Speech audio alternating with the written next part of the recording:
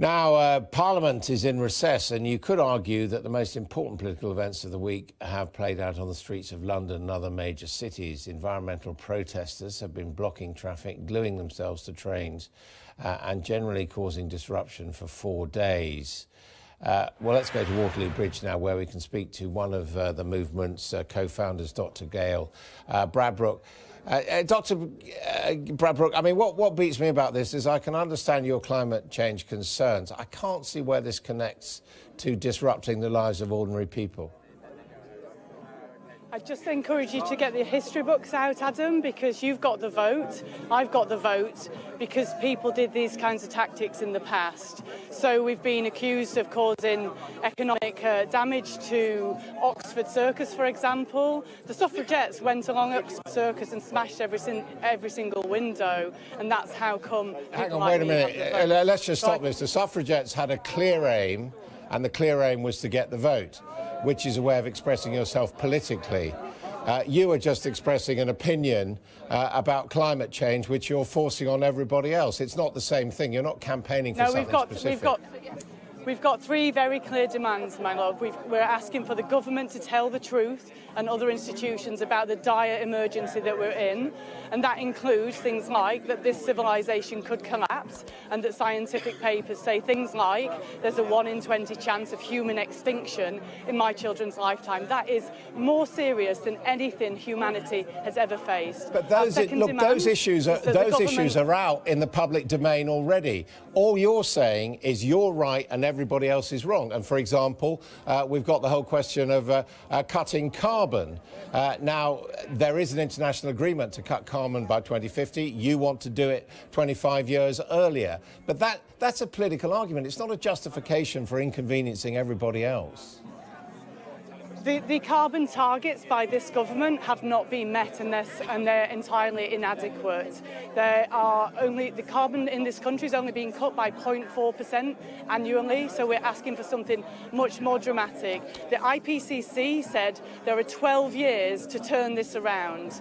Our targets, 2025, are based on the precautionary principle. All this stuff, all this claims about the government's performance, all of this is on the record. All of this is debated in parliaments around the world. And that does not require this sort of, everyone having fun in the Easter holidays and coming and interrupting the business of the capital city and capital cities around the world and bringing their children because they're on holiday as well. Listen, my love. The politicians of the world are not taking this into account. They are not taking the action. That's why you've got amazing people like Greta Thunberg in the European Parliament in tears, begging almost the politicians to actually do some action. I think it's exactly the point. That's why we have an International Climate Change Committee at the United Nations. That's why we have a Paris Accord. That's why politicians are putting it at the top of the agenda. That's why former Vice President Al Gore campaigned on this issue and won an Oscar and all the rest of it. All I'm saying is this information is out there, and I just simply do not understand what you think you're achieving by putting this particularly kind of, and one does have to use the word fascistic disruption of other people's lives to make your argument.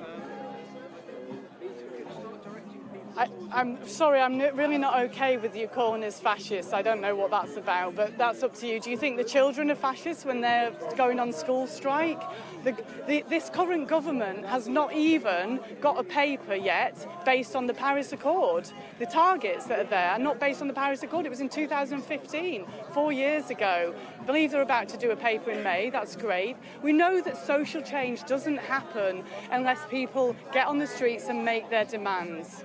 So no, but by fascist I mean that you think you have the right to impose your views on everyone else's lifestyle. And furthermore, you're not being fully open about what you're proposing, that people, for example, would have to give up eating meat altogether. Had your colleague on the show yesterday saying that by 2025 drive. Only in emergencies should people use air flight. This is actually dictating to people how they live their lives. It's not democratic at all. That's exactly not the case. No, our third demand is that we want a citizens' assembly, that is random people chosen by a jury service type of mechanism to say how the plan should unfold. So they will decide whether it's about meat or flight.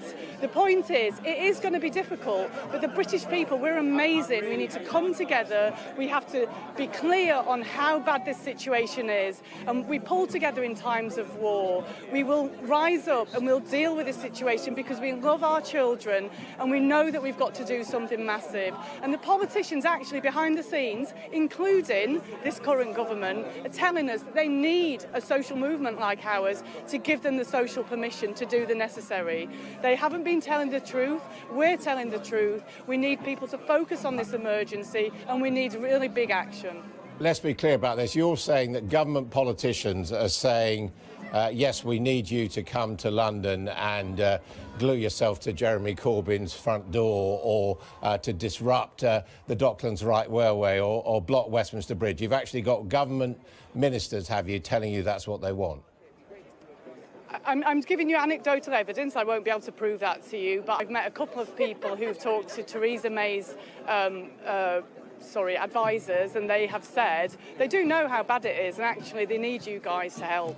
So I think basically we're doing the job.